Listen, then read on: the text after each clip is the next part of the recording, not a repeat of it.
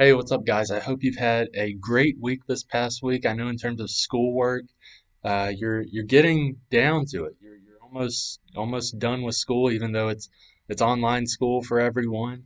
It's almost over. So just keep going at it. Stay on top of assignments. Stay on top of essays, all that stuff.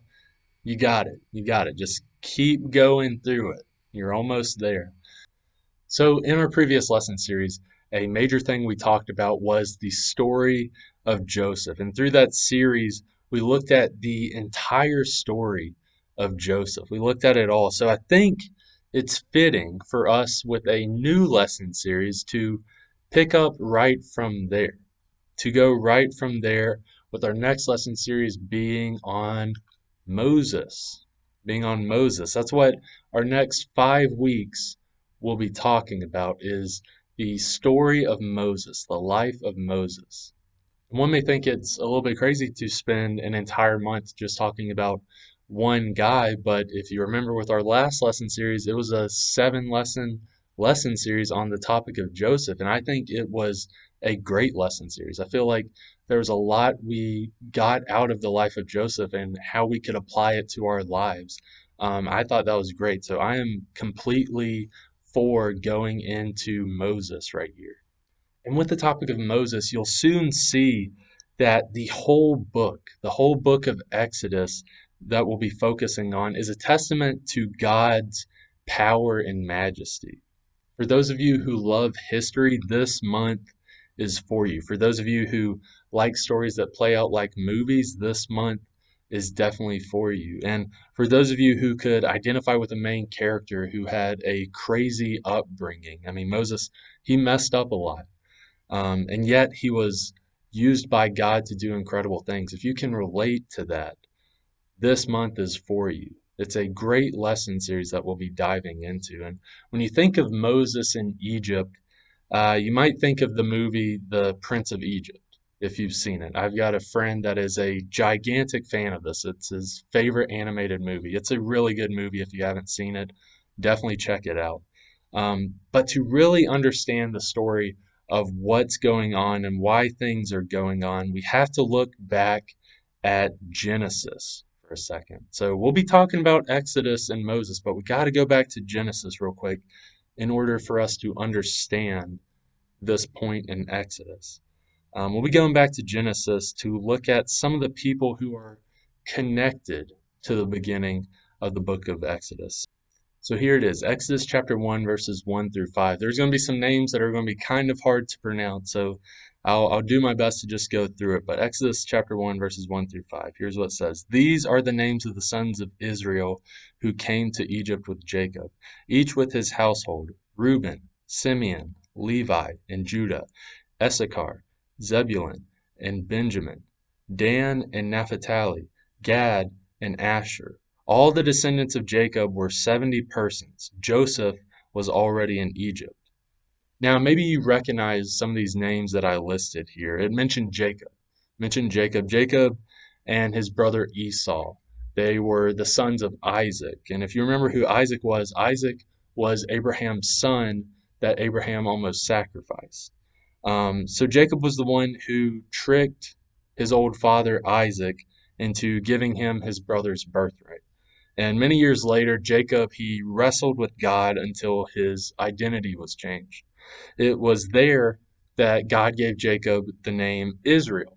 So Israel and Jacob are the same person, in case you didn't know that. They're the same people. Then the rest of the names that we see in these verses here are Jacob's sons.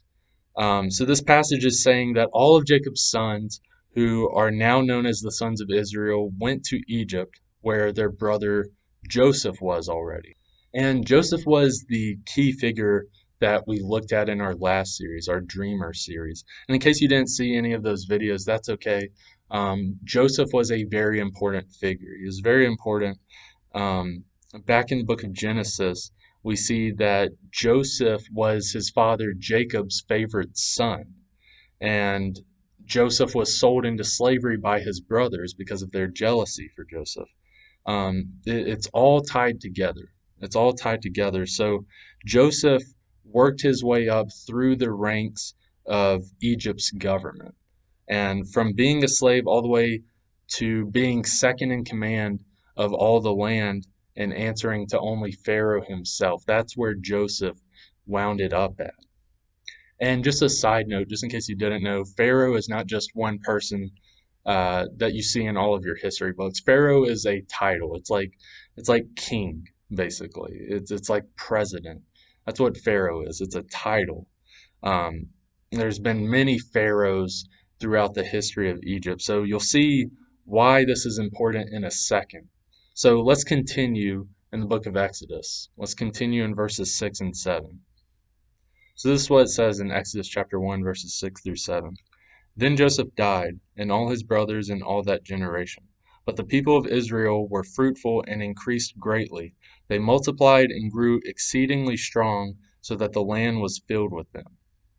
So Joseph and his brothers were all gone, but the community of Israelites, the descendants of Israel, who was also Jacob, they grew rapidly as God promised previously in Scripture to Abraham, Isaac, and Jacob. So let's continue with this. Let's continue in verses 8 through 11. So, Exodus chapter 1, verses 8 through 11, this is what it says. So there arose a new king over Egypt who did not know Joseph. And he said to his people, Behold, the people of Israel are too many and too mighty for us. Come, let us deal shrewdly with them, lest they multiply, and if war breaks out, they join our enemies and fight against us and escape from the land. Therefore, they set taskmasters over them to afflict them with heavy burdens. And this is what sets up the book of Exodus for us, which continues the story of God's people, the Israelites. So after Joseph's death, time passes. Pharaohs have changed. There's been many pharaohs through this time. And the current pharaoh that we pick up with does not know who Joseph was or the history of Joseph's people, the Israelites. So the Egyptians made the Israelites their slaves, making their lives as horrible and as possible as can be. And the Israelites, during this time, they continued to multiply and grow. So Egypt, afraid of the Israelites rising up against them, made a rule that when an Israelite or Hebrew baby was born, if it were a female, she could live. But if it were a male, the baby would be killed. But the Hebrew midwives who were told to kill the babies, and they were helping deliver the babies, they refused to kill the babies. They refused to do it. And so God blessed those midwives, and the Israelites increased even more. One of the boys born during this time was hidden for 3 months after his birth. And knowing that she couldn't keep him safe, the mother put him in a basket and set him in the Nile River. And at this time, Pharaoh's daughter went down to the Nile River and she found the basket. She opened it up and felt sorry for the baby that was inside of it. So Pharaoh's daughter eventually gets the baby's mother to take care of the baby until the baby was older. And once he was older and it was time to name him, Pharaoh's daughter named him Moses. So now we get into the life of Moses, and we'll see how the same God who called and walked with Moses calls and walks with us today. So let's continue the story by looking at Exodus chapter 2, verses 11 through 14. So Exodus chapter 2, verses 11 through 14, it says this: One day when Moses had grown up, he went out to his people and looked on their burdens. And he saw an Egyptian beating a Hebrew, one of his people. He looked this way and that, and seeing no one, he struck down the Egyptian and hid him in the sand. When he went out the next day, behold, two Hebrews were struggling together. And he said to the man in the wrong, Why do you strike your companion? The man answered, Who made you a prince and a judge over us? Do you mean to kill me as you killed the Egyptian? Then Moses was afraid, and he thought, Surely the thing is known. This moment is so significant because it shows that by that time, even though Moses was essentially raised in a royal family to be royalty, Moses realized that he was an Israelite. The fact that Moses was willing to identify with God's people and defend the Hebrew may have caused him to act radically, but it also showed that he had faith in God. Moses rejected the temporary pleasures of sin for the honor of suffering for God and with God's people. Luke, Jesus' disciple who wrote the book of Acts, he puts it like this in Acts chapter 7, verses 23 through 25. He says this: When he was 40 years old, it came into his heart to visit his brothers, the children of Israel. And seeing one of them being wronged, he defended the oppressed man and avenged him by striking down the Egyptian. He supposed that his brothers would understand that God was giving him salvation by his hand, but they did not understand. What I want you to understand from this is that no matter your past, God has a plan and a purpose for you. Moses had one of the most messed up beginnings to his life. He had one of the most messed up origin stories. He was supposed to be killed as a baby, but instead he was spared and he was picked up by royalty and then raised by his biological mother. Then he was separated from his biological mother and raised as someone else. Then he grew up with an identity crisis, which led him to killing a man. While I doubt that any of you guys have killed someone or have been raised in royalty, we each have a past. We each have a past, and whether it's a pleasant one or one filled with struggle, God still has a plan and a purpose for your life. Maybe you were raised in a Christian household, or maybe you were raised in a household where the name of God was only used in curse words. Maybe you were raised with a loving family, or maybe you didn't have a family. No matter how you were raised, God still has a plan and a purpose in your life. We have the advantage of being able to read the full story of Moses and how God used him. So we know it all works out in the end for Moses. But imagine the struggles he was encountering as he was trying to figure out who he was or what to do after killing someone.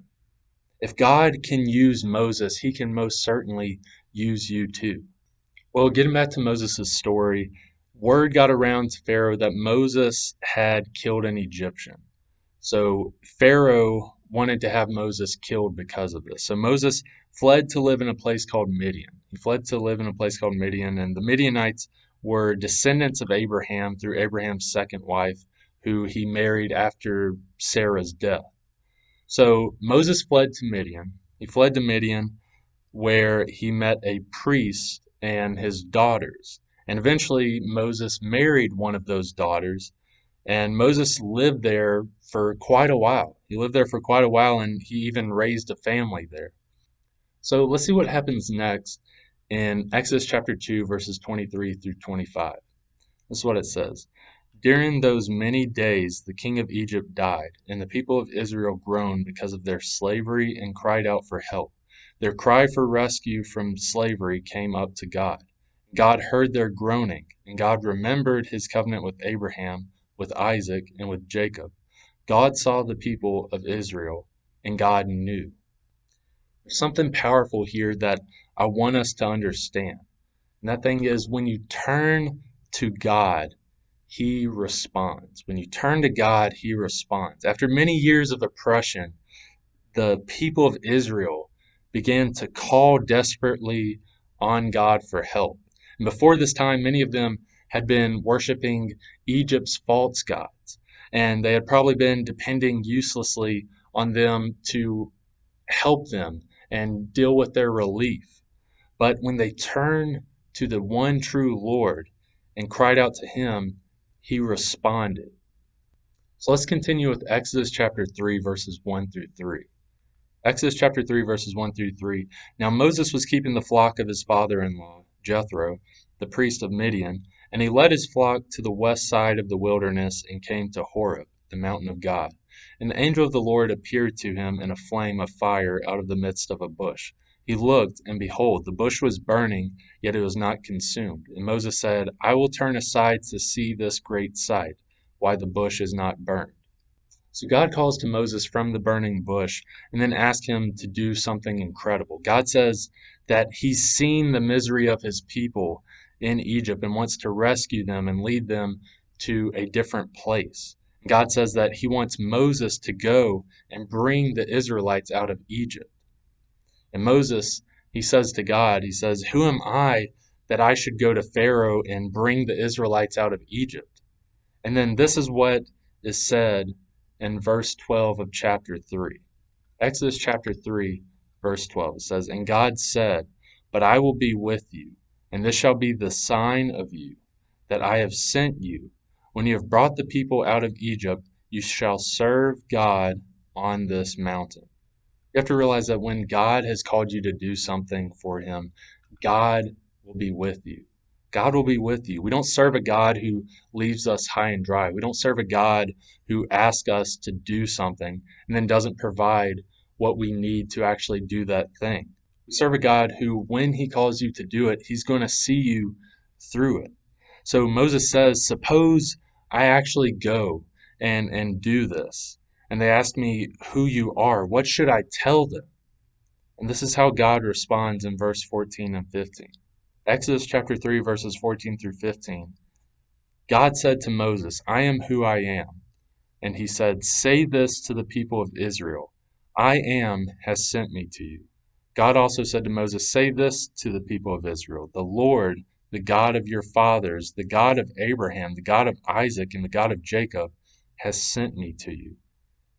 This is my name forever, and thus I am to be remembered throughout all generations." One of the most powerful statements God made in the entire Bible is, "I am who I am." What's powerful about this is that God was saying that He wants to be known as the God who is present, who is active. He didn't say, "I was who I was." He didn't say that He was the God who wants to be remembered for doing all the great things in the past. By saying, "I am who I am," He is saying that He is the God who does great things today. Guys, we serve a God and a Savior who is, not who was. The same God that was with Moses is the same God that is with you and I today. It may seem like you're all alone as you're going through your struggles, just like Moses felt all alone as he left Egypt and went through the desert trying to find his purpose. But God is there. God is there, and when you turn to Him, He responds. It may not be in a loud, audible voice, but God will respond in His own special way when you turn to Him. Things may not turn around instantly. Remember, for Moses, it took much time for things to change, but just know that God will be with you through it all. He'll be with you through the thick and thin. Just remember that. Let's close out in prayer. Heavenly Father, thank you again for letting us gather here today, Lord. Again, it's not in a physical room together, Lord, but I'm glad that we at least have this media to be able to communicate your word and to talk about your word, Lord. And I pray that each individual that is listening today, Lord, that they realize that you are there with them, Lord, just as you were there with Moses, Lord. You are there with us. Allow us to remember that you are a present God. You are here with us. You are not a thing of the past. You are here each and every day for us. Allow us to remember that. I ask all this in your name. Amen. Well, thank you guys for joining in on this video. Um, Next week, we'll be diving even deeper into Moses and the story of Moses. I'm grateful that you were able to stick with this video.